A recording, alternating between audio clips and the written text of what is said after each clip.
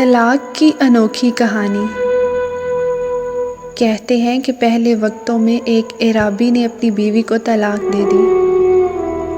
کچھ لوگ اس کے پاس پوچھنے اور سبب معلوم کرنے آئے کہ اس نے طلاق کیوں دی۔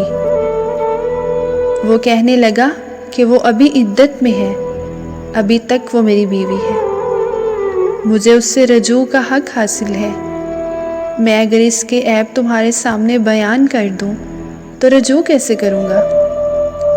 لوگوں نے انتظار کیا اور عدت ختم ہو گئی اور اس شخص نے رجوع نہیں کیا۔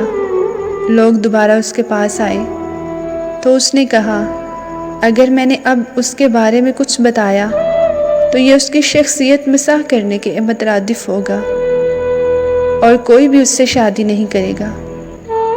لوگوں نے انتظار کیا حتیٰ کہ اس عورت کی دوسری جگہ شادی ہو گئی۔ لوگ پھر اس کے پاس آئے اور طلاق کا سبب پوچھنے لگے۔ اس اعرابی نے کہا، اب چونکہ وہ کسی اور کی عزت ہے اور مروت کا تقاضا یہ ہے کہ میں پرائی اور اجنبی عورت کے بارے میں اپنی زبان بند رکھوں، کیا آج کے دور میں ایسے لوگ کہیں ملتے ہیں؟ بلکہ کہیں رشتہ ہونے لگے تو بے شمار غلطیاں نکال کر بتا دیتے ہیں، اور تو اور طلاق دینے کے بعد کسی حرام خور عامل کے پاس جا کر اس پر جادو کروا دیتے ہیں کہ میں دیکھتا ہوں کون کرتا ہے تم سے شادی۔ اس لیے بیٹیوں کی شادیاں وہاں کریں جہاں لوگ انہیں اپنی عزتیں سمجھیں، نہ کہ وقت گزاری کا ذریعہ۔